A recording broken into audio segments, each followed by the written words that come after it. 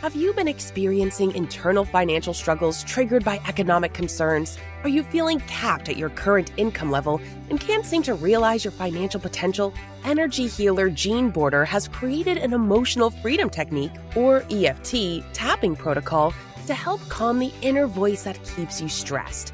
Claim your free copy at geneborder.com/vow and say goodbye to those financial blockages.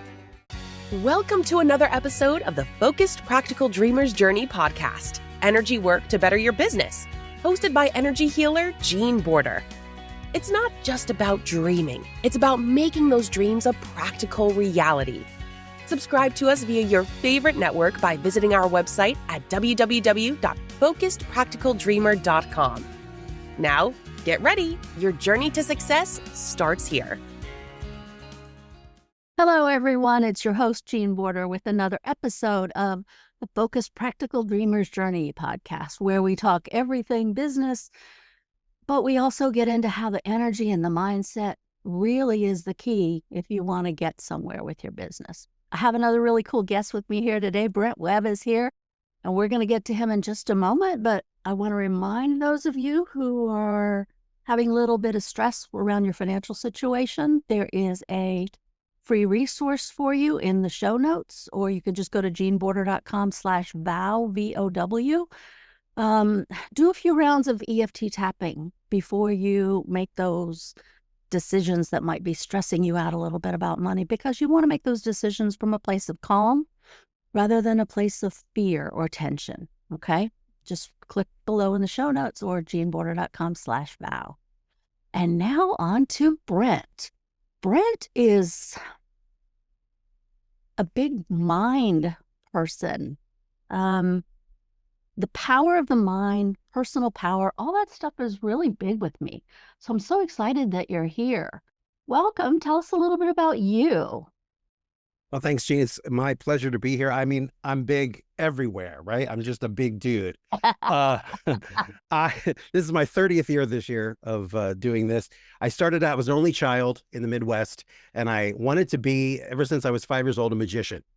And you know how little annoying only child magicians are, doing card tricks all the time. And for the first 5, 6, 7 years of my life, that's really was my focus.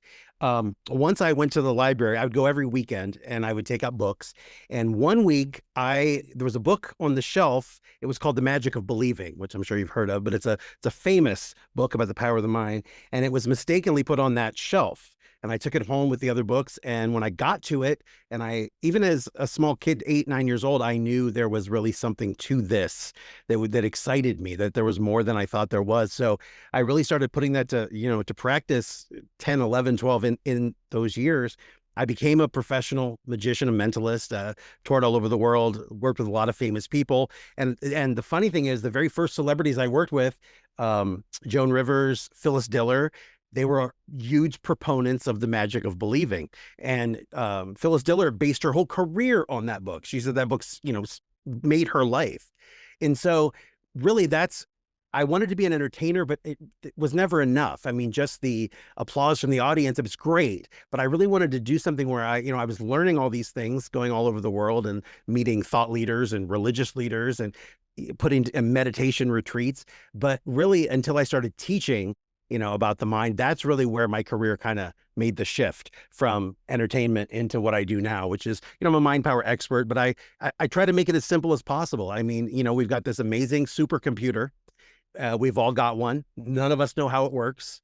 When you go out and buy a cell phone, a toaster, a microwave, a car, anything you buy, you get a huge manual that tells you everything about it, right? You can learn all about it. You get this thing, which is the most sophisticated, super machine ever devised. And it's like, you're on your own. You got to learn it for yourself. So I think now, I've taught millionaires and celebrities and athletes, but it's really not those people that need this, because they have nannies and accountants and business managers. It's everyday people. It's people that are going through, life as a huge struggle because it's hard to get through their everyday. So it's really, it's important to show everyone out there that's watching, you've got this amazing power. You just have to flip it on. The beginning of your life is very funny to me. I was an only child for 8.5 years. Well, okay. And then my brother came along, and he was the one who was the magic nerd. Okay. So, yeah, I'm the one who's always learning, and he's the one who was irritating everybody with all the magic tricks, which he It's still is usually to boys. today. Yeah. Too funny.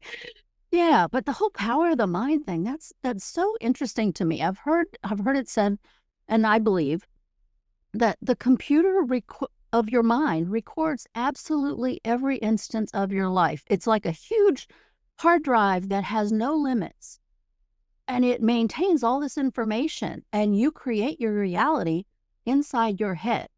The reality you experience is different than the reality the person next to you experiences. Absolutely. That if people would grasp that concept, it would change everything in the world if they understood that. What people don't understand, it's like the first 9 years of our life, that is when our programming is created. Because I always tell people, back in the day, I used to say, it's like you have a tape recorder in your head. And now when I say tape recorder, the young people are looking at me like, What's that? what are you talking about? So a digital recorder, whatever. But the first 8, 9 years of our lives, it's recording everything. So it's recording everything we do, we say, everything we like, we don't like, all our opinions, anything that's happened to us, trauma, great things, all of that for 9 years. And then one day the tape stops, the tape's full. So now for the rest of your life, anytime you're on autopilot, which is about 90% of the time for most people, that is the old rusty tape that starts running. It's what's playing in your subconscious. If you were told you weren't good enough, if you were told, rich people are evil, whatever it is that you're missing is because of something you were programmed with as a child. So it's now up to us as adults to figure out what that programming is. Nobody ever it's scary. It's like a giant monkey in a cage up there that we've let go crazy all our life, and we're afraid of it. But we are in control. We just have to learn, to start paying attention, to figure out what that tape is saying, because you're going to see some really out of date, unhelpful BS. It's nothing that's serving you now. So to start looking at that, that's really the first step. That's what I teach people. The very first thing is awareness. I totally agree. Awareness, focus on what you want, take strategic action to get there. There's so much to each of those steps, but it's really that simple, right? Yeah. Yeah, and we make those judgments when we're so young, so we don't even understand how the world works. We're not mature. Those playing inside of our head as we're adults, when it really, some of the things don't make any sense at all from a logic point of view, but from a 6-year-old point of view, it made perfect sense. Well, that's the thing. You weren't mature. We weren't logical. And some people were just in survival mode. If you had a bad childhood, you're in survival mode. You'll do anything, and you can't form adult opinions. So now, because you start building on that, and it's like when a child is born, they're blank slates. And if you think back to your childhood or your kids or anything, that's true, because the first few years, it's like, when they're happy, they're laughing. When they're sad, they're crying. They're outside pretending to be anything. They're princesses and superheroes and everything else. Then the parents start to program. It's not in an evil way most of the time. It's the parents are teaching you what they were taught. You're getting a religion. You're getting, wherever you are in the world is going to depend on it, male or female, whatever your parents believe. And then it starts to expand. You've got siblings, you've got family, you've got coaches, you've got teachers, the school system. All of that is programming. So after that is going on and on and on, now you're building on it. It's like, you're driving, just like you said earlier, you're never seeing reality, not true reality, because it's like you've got a car so I'm 48. So I've got a 48-year-old car that I never wash. So I'm sitting in the driver's seat driving, and I'm looking through the windshield that is just layer after layer after layer of the past. So I'm looking through that to see my reality, and that's why it's not real, because whatever happened to you in the past is influencing whatever is going on right now, at least in your mind. So when we're talking about that, creating a new reality, it's so possible, but people can't get out of their headspace. They're literally trapped inside prison that they've built. So again, I call it the ABCs of mind power. It's awareness, belief, and connection. And the connections with yourself. It's meditating or doing something. But awareness is key for the first thing. And like I said, one of the tips I always teach is name the voice in your head. And it sounds crazy, I named mine Carl a long time ago. And what this does, because a lot of people, when the voice starts, they think, oh, well, it's the voice of God. It's the voice of the future. It's it's the person in the know, right? So by naming it, it takes away the power a little bit. And if you look at the voice like a small child, a petulant child who's not getting their way, and when the voice starts, it's now a game because you can say, wow, there goes Carl again. What is he doing up there? And all the sting goes away because it's no longer the voice of the future. It's not the voice of God. It's just the old conditioned past. It's a program that's come back up to the top. And this time, instead of suppressing it, you've allowed it to come up and you're kind of, you're joking with it, but you're getting close to it. Where before it comes up and you push it back down. Something happens, don't go there with me.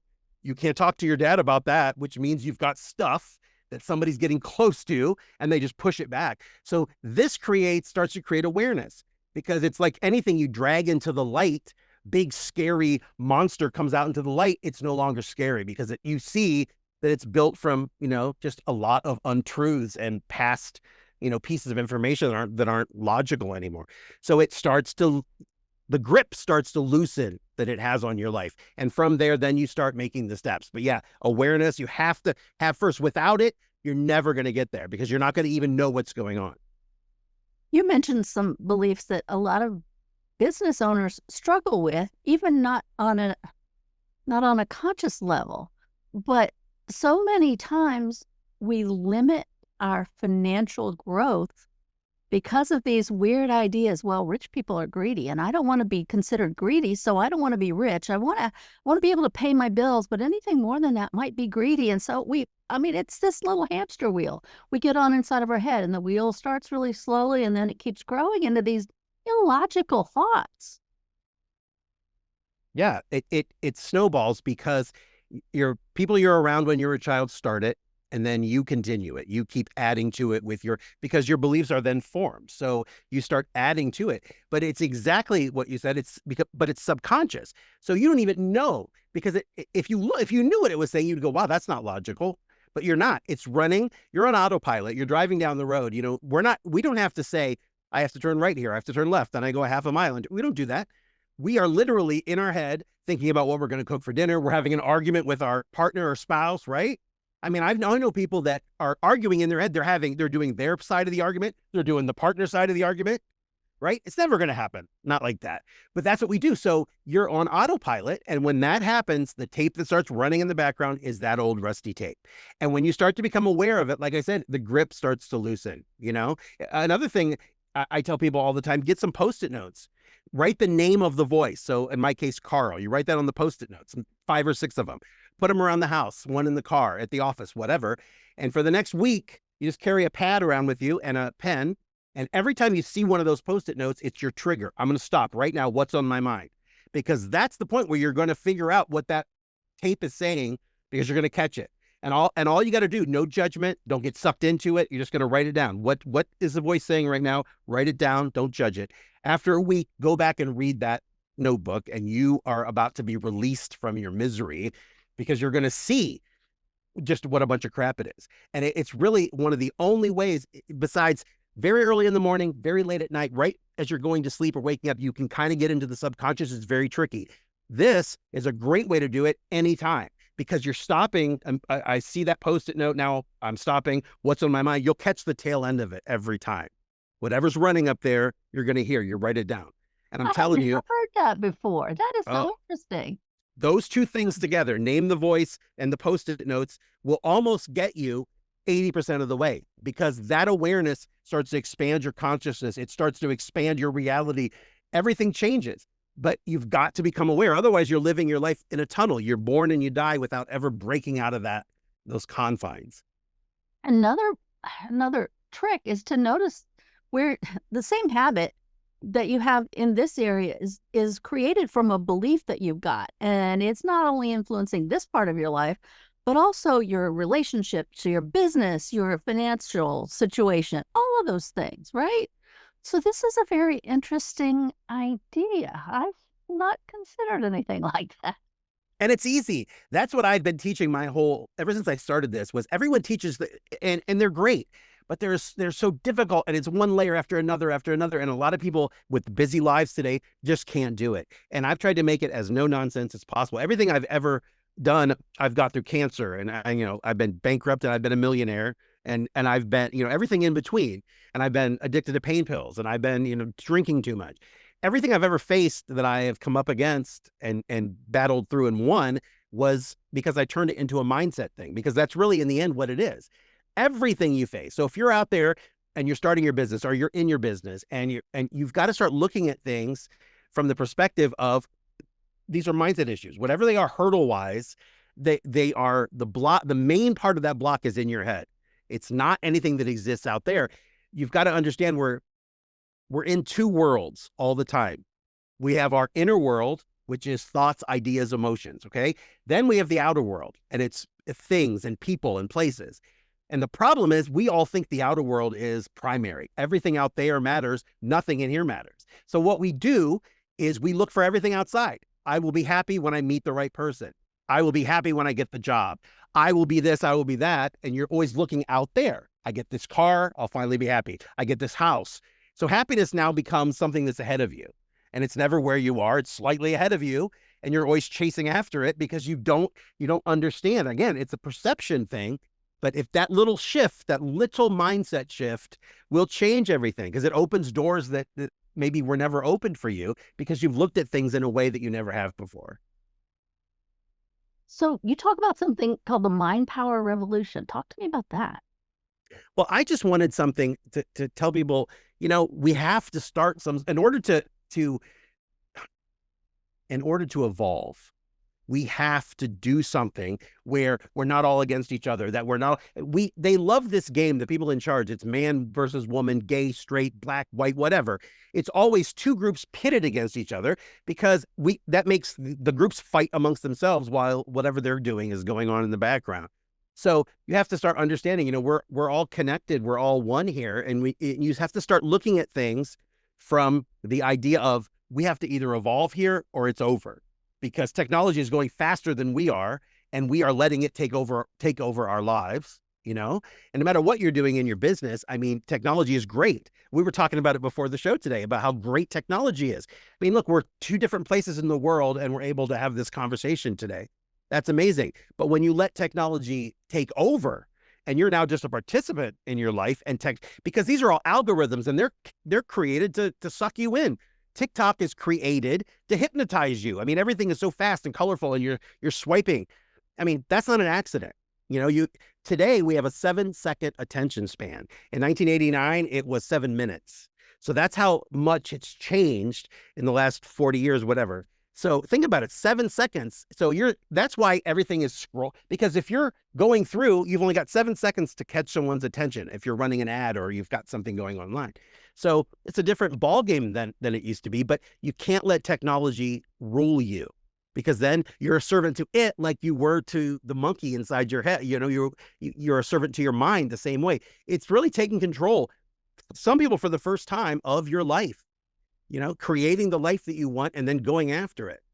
The law of attraction, which is real, but this whole idea of, I'm going to go sit on the sofa and I'm going to wish for a Ferrari, and then it's going to be in my driveway, is so bad for everyone, because it takes out all the steps that are crucial, the action steps, feeling like the person you want to be. They leave all that out, which is the only way it works. You can't manifest unless you're, living in the end situation, feeling like you've already got the thing that you want. So, it's really taking some time for yourself every day. That's why these things, naming it, putting the Post-it notes, what it does over time, it gives you some breaks in that tape, because you're now stopping and you're looking for maybe the first time what is going on up there. Yeah, the whole technology thing with the phone and the dopamine hits every time you do something good. And, all that's planned. All that's on purpose. Of course. Because the longer they keep you, the more you see the ads, the more sponsors they can get, the more money they make. It's to benefit them, kind of to benefit you, because it makes you feel so good that you won that game. Well, then somebody takes away your phone and you have stress because you no longer have that way to feel good. And you look around and nothing has changed in your world. Right, exactly. So they keep doing these studies with kids trying to take their phone away for 24 hours, and measuring the stress level that happens. And I can't talk to my friends and I don't know what's going on. And it's all this stuff, but nothing has changed really. But that's how they've been indoctrinated now. Right? Yeah. Yeah. And And the there's, younger they get the equipment, the more stressed they are. yeah. And also the harder it becomes to make any real life connections. I mean, if you are used to talking to people only, people today don't even like to talk on the phone anymore. It's just text. Like they said, the number 2 fear among people under 25, the number 1 fear is some death thing. And the second one is talking on the phone, like Wow. seeing a call coming in and getting they are petrified of talking on the telephone. So it's always text or in a rare cases voicemail. But yeah, what you're doing is you are creating an individual that has no way of knowing how to survive or connect in a real world situation, because you'll see people at dinner texting each other, which I love, like at the same table. My favorite is you go to a concert, you pay $500 for tickets and you see people all around you watching the show on their phone and recording it. It's like you could have stayed home. Why you're looking at the show on a screen? What are you even doing here? Like we're really it's just really in a kind of a tipping point situation, because the technology is moving so fast. AI and all of these things, which again can be great, but they can also just come over you like a wave and just, take control. Yeah, I was just on a podcaster cruise and there was one of the girls there. She's like a really big AI person, right? I mean, the whole avatar, she can record podcasts, it'll create everything for her. And it's like, it's tiring just to listen to it, you know? And yes, I use AI to come up with ideas and that kind of stuff, but I don't, if I rely on AI for everything, you're not hearing my voice. You're hearing what algorithms, what programmers think might be something I might say or might be interested in if I define it well enough, right? So the whole personal aspect through use of technology, honestly, I like the podcasting interview model. I love that. That way I get to see and experience you, and you get to see and experience me, not filtered through something else, not something that was staged to be perfect, right? I that frustrates me. That whole idea frustrates me. The kids who spend hours with their hair and their makeup to be perfect and take 100 pictures to get that one that they're going to post. And then other people think, oh, I'm not that perfect, so there's something wrong with me. No, you didn't see what went into making that up. That's exactly right. I mean, it's a problem on a huge scale. I think it's going to get a lot worse because I don't think people realize what a big problem that it is. And what they're doing, how you're using AI is right. And I use AI sometimes too, to help me, to make things easier. But if I want more time to do the things I want to do. If AI is going to replace the thing I love, which is, the going out, the speaking, the seminars, the shows, and do all that and give me more time to what? Clean the house and right? I want AI to make my life easier the other way, to take things off my plate, not to take over the artistic side of what I do, because that's what the creativity is what fuels all of us. I mean, for the thing that we love. So yeah, it's a very fine line. It's you're dancing between two worlds there, but if you can focus on staying in the middle and doing what you're doing, what I do, that's the way to go, I think. I love it for research because you Yeah. just ask the right questions and it gives you answers, and then you refine it and it gives you the answers. You know how long it used to take us to go to the library and find sources for research. The other thing is, though, AI can lie. It can hallucinate, right? So even if it gives you what you believe are facts, they may not actually be facts. You can sit there and ask it to create your bio. It'll create kids and everything else for you that you've never had. Right. Yeah. So it's pretty funny, but we put our trust in whatever comes across our electronic device, just like it's actually true. Whether it is or not is another story. Absolutely. So give me more hints for around the house becoming aware of this, whatever talk's going on in our head. I really like that Post-it note idea.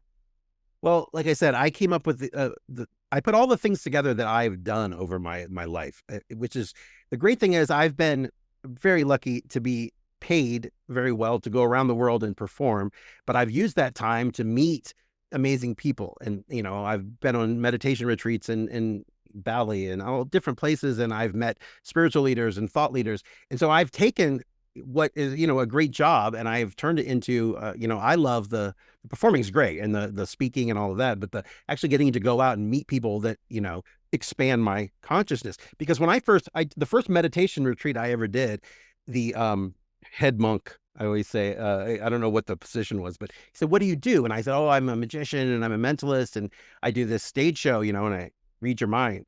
He said, "Think of any word." And I did. And he said, "Lumberjack." And that was it.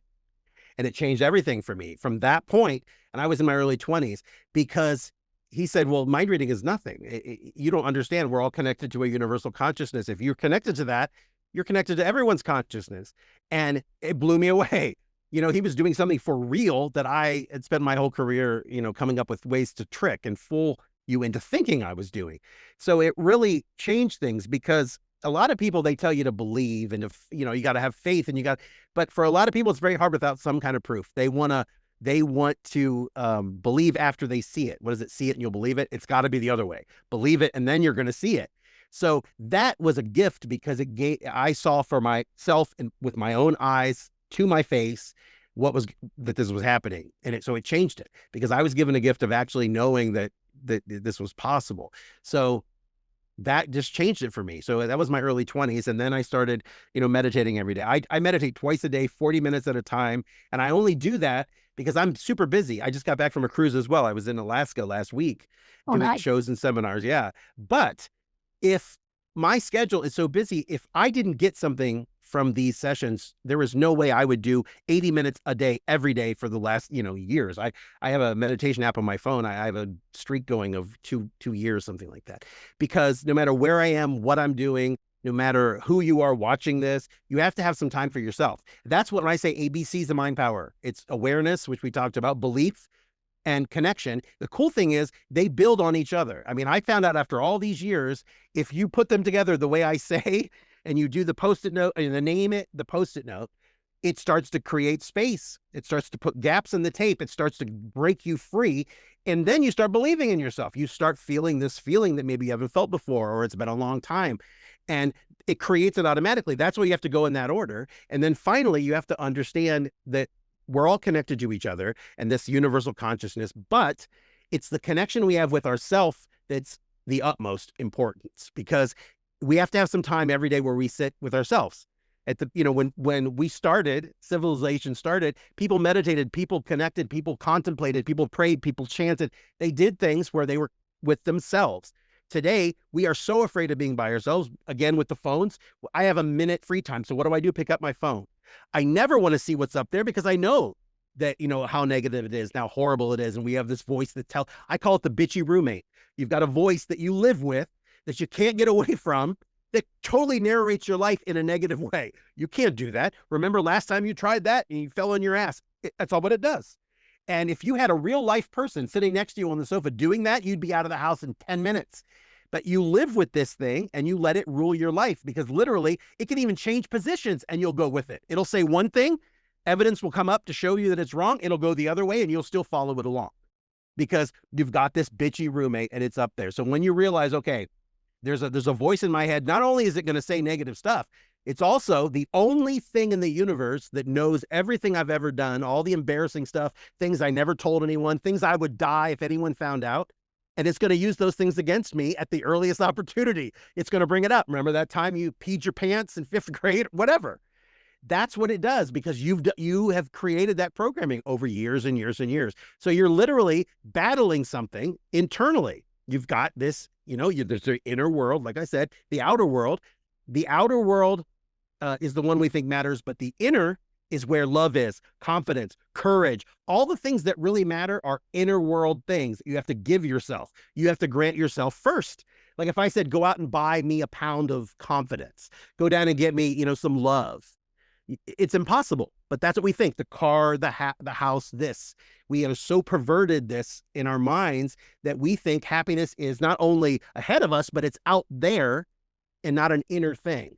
When you start being grateful for what you have, when you start feeling, the feeling really is the magic of the whole thing, because you start to get in a space where reality does start to change. Things happen, synchronicities happen, doors open. People think it's coincidence, especially if you're new to this. You go, oh, it's just a coincidence. No way, because the next time the universe is going to slap you harder on the side of the head if you don't take the nudge the first time.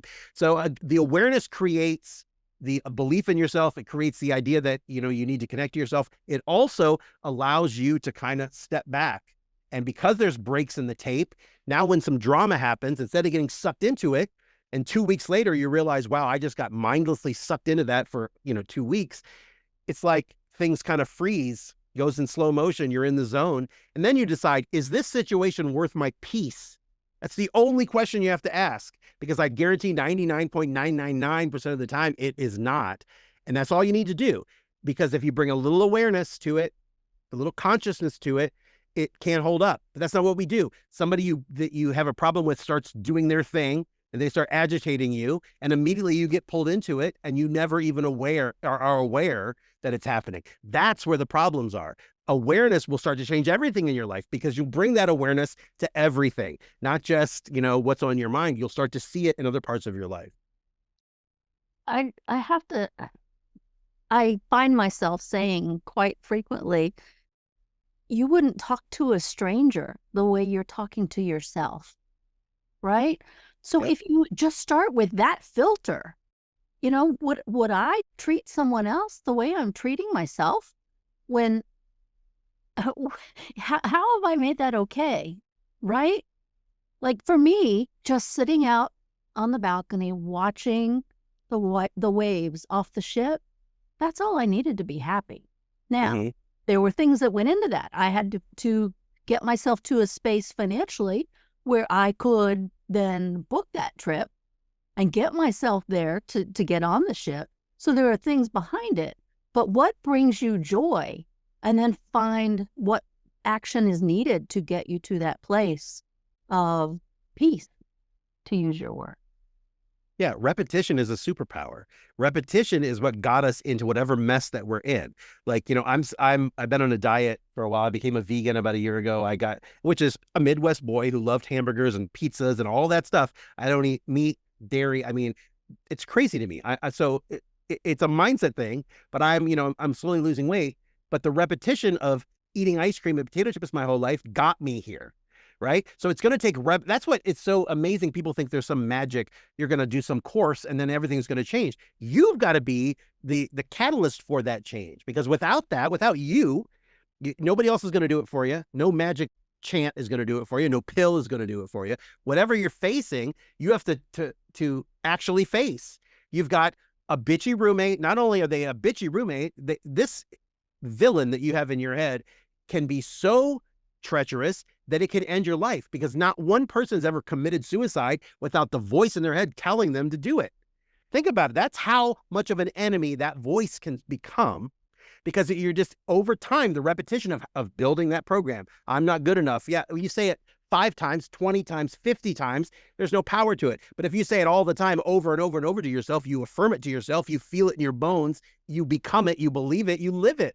You are manifesting it. I mean, I have an aunt who is the most negative person, her and her husband, the most negative people you'll ever meet. Everything that could be wrong with them is wrong. They get every sickness, everything that could happen. They go to the car wash. Somehow the window comes down in the back. The whole car fills with soap. Who does that happen to? Have you ever heard that happening? That is somebody who is so negative, they manifest negativity. They draw it to them, because it's like, to them, they would much rather be negative because it's comfortable than they would rather be anything else, because they know what that's like. Change to people like that is very difficult because it's scary. I'd rather be miserable, that's what they think, and know it and know how it is, than to be, try to have change. So, you just have to, again, start becoming aware. I mean, that's really aware in whatever way you do it. It doesn't matter how you do it. If you do what I say, if you do something of your own, but you got to start giving yourself some time, because now people go, you don't have to do 40 minutes twice a day. If you do 15 minutes, eventually twice a day, start with 5 minutes meditation, you'll change your life, because a lot of things will work out in the background.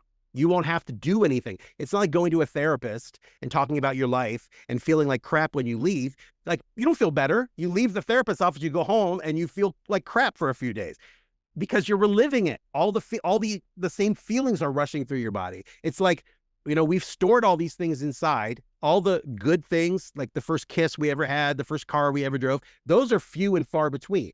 So maybe a person has 50 of those kind of things, but they have thousands of things they don't like, thousands of things that they hate, thousands of things that make them uncomfortable. Not only that, they have all the things they don't want to happen going on too. So that is when you are thinking of all that, that's what you're manifesting in your life.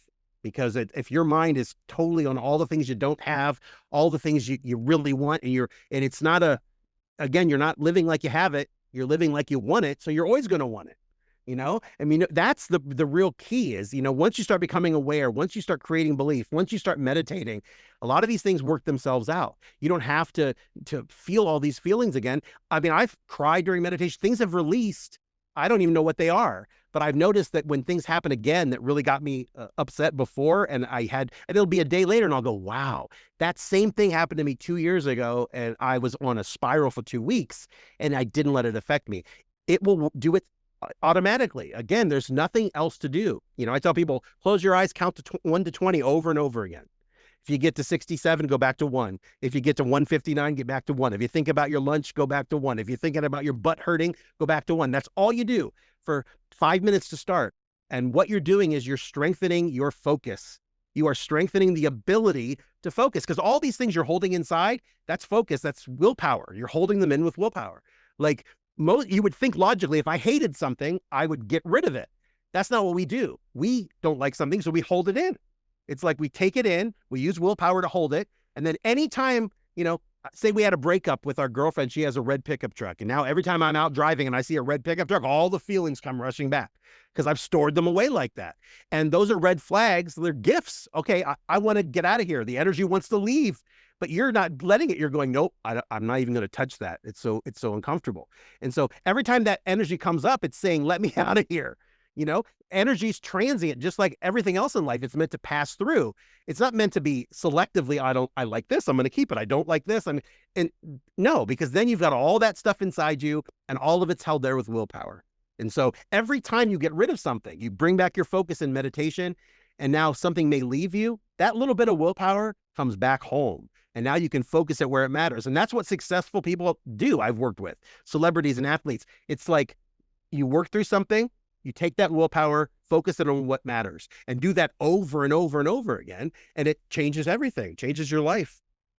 And it's much easier to focus on what we don't want than figure out what we actually do want. And so we keep focusing on what we don't want, and we put energy into what we don't want. And so we keep pushing down. It's that whole certainty, uncertainty balance, right? We all need both. It's just how much uncertainty can you deal with to move to something different, right? Can you do a baby step, or can you just jump head first and go for it, right? But that's that uncomfortableness in the body. And so as soon as we start to feel uncomfortable, we push it down. And I compare it to like a pressure cooker. You have a little bit of stuff in there and, well, I'll deal with it later. Well, there's a little bit more. Well, I'll deal with this much and I'll deal with the rest later. And eventually you just blow or you get chronically ill because you've got so much stuff that you've just kept pushing down and not let go. Yeah. And then your husband leaves his socks on the floor and you blow up. Exactly. And so it wasn't the socks. Obviously it was because you kept letting it go, pushing it down, letting it go. So understanding that, pressure cooker is a great analogy, because that's exactly what it is. And a man has that, I'm going to be a man. I'm going to push it in and bury it deep inside. Yeah. It's going to come out in some really frightening ways if you keep doing that over and over and over again. Yeah. I mean, you would think these are all logical things, but life is not logical. And the way we're programmed and we live is not logical. So, you can't look back on it now and go, well, this doesn't make any sense. Why isn't it this way? It wasn't that way because that's not the way you were. That's not the way how you grew up. But now it's your job. Don't worry about anybody else. This is how we change the world. Like, this is how we do it. We don't go out and try to force somebody to do something. We don't start wars. We don't fight. what we do is change ourselves. And then the people around us go, wow, they're motivated. They're like, wow, this changes life. It is possible. Then they inspire people. And then it starts to grow. It's not this brute force idea or this, one mindset idea. You've got to be open to allowing real reality to come in. And it's frightening. We label everything. It's like, you go outside, you don't even see nature anymore because you've labeled like the tree. You've labeled so a pine tree is just a pine tree. It's no longer an individual thing. It's just, those are pine trees. That's grass. And we do it with people. You meet somebody, maybe she's drunk. One time you met her, she was drunk. Her dad died or something, and she was drunk, but you, in your mind, she's the drunk. She's the drunk now. Because we do that with everybody. We label good, bad, likes, dislikes. I don't like snakes. Now, if I see a coiled up rope, I'm going to be upset. It's like all this stuff plays out like a program. And so just getting some awareness, I know I keep going back to it, but if you don't take anything else from this, just take getting some awareness into your life. It will change everything with nothing to buy, nowhere to go, no cave to meditate in. You don't have to go to India. Everything you need is between your ears. You just have to flip the switch. And you just brought up something that's very interesting, but it's also kind of true.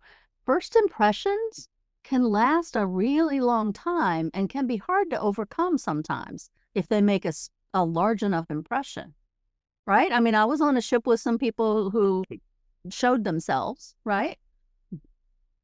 They didn't mean to, probably, but that sticks in your head.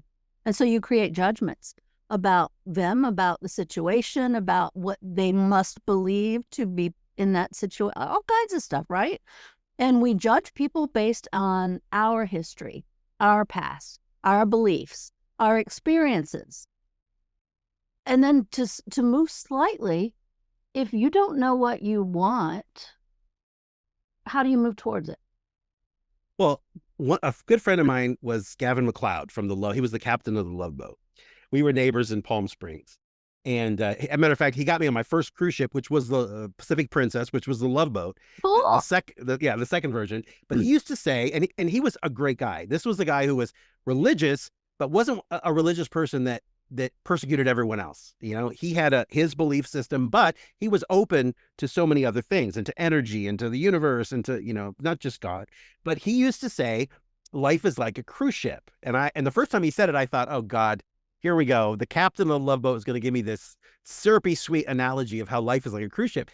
But it was very profound. And I talk about it in my seminar. And he said, the cruise ships of today, what ship did you go on, by the way, on your last cruise? It was Carnival Mardi Gras. I love Princess, by the way. But okay, I've done Princess for years, NCL. But these ships they're building today are $500 million ships. I mean, these are the most sophisticated machines.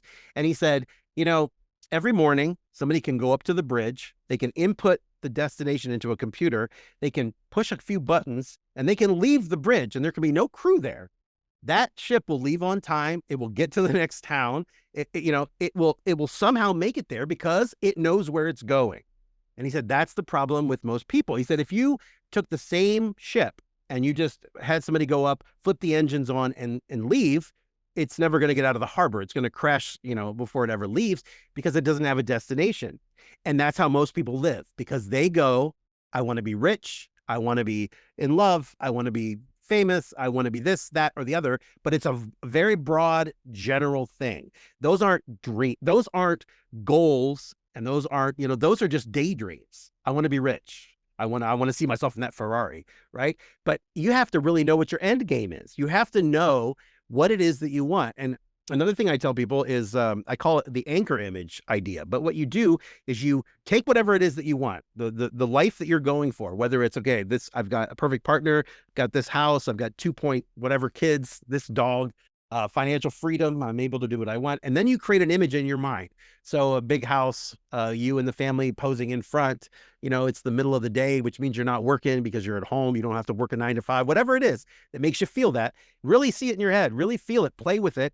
And you use it as an anchor image, which means next time you're in the bank and you're waiting in line, you have a minute, you just close your eyes and you go to that image and you feel it.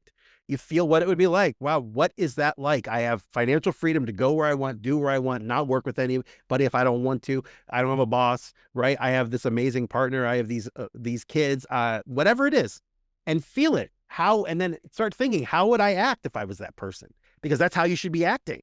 if you're acting like you're not good enough, the main thing people do is they don't think they deserve it. They do not think the belief, or we're talking about the ABCs, the belief. The hardest part for most people is believing that you can have that it's not for everyone else, that it's not for people that are this or that, because that's what we do. Well, that's for rich people. Those aren't for people like us. That life's not for me. I can't have those dreams. So you have to start believing that you can have it. It's like another thing Gavin used to say. He used to say, the reason why people don't get what they're praying for is because they don't believe they can have it, which is kind of the same thing, but it's true. I mean, you're doing all this stuff, but there's no faith there in belief that's going to happen. And we've been here for billions of years on the planet. I mean, the planet has been billions of years to get to this point. And every single person thinks that it's all about them.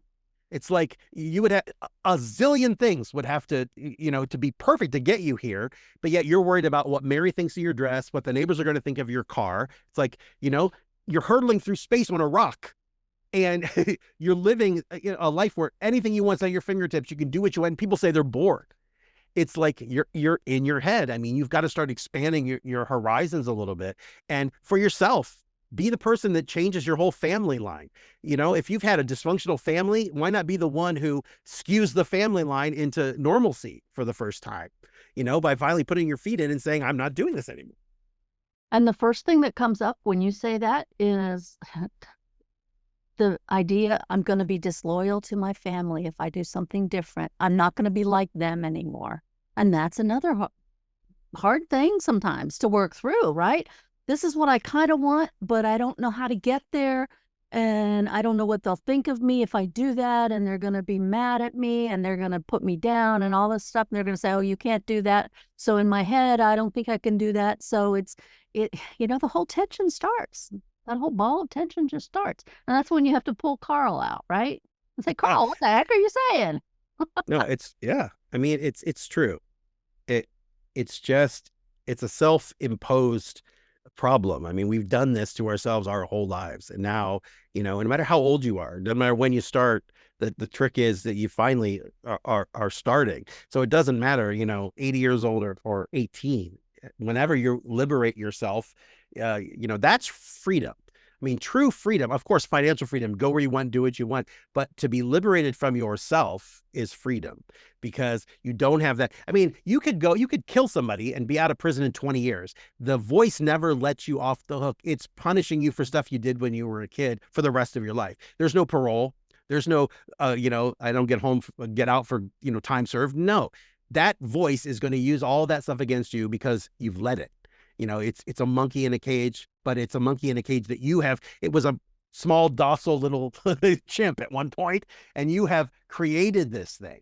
So you can't do it in a day, but you can start. I mean, any day you can start, that's a win, because it doesn't matter. You just have to make, like you said, it doesn't matter if you're taking a small step or you're taking a giant jump, you're moving in the right direction. So that's success. Success is moving it. Nobody else can tell you what it is, because nobody else knows but you. So start moving towards the things that you want and believe you can have them. That'll make a big difference too. And that's something also that I really believe. One step every day, and you're going to get there. And if you miss the day, you take 2 steps the next day. That's all. Don't beat yourself up. Don't say, oh, I'm a terrible person, I've got to stop now. Just keep one small movement consistently. That's all. Yeah, and you're going to be somewhere different than you are today. But you have to decide where that is. Where do you want to go?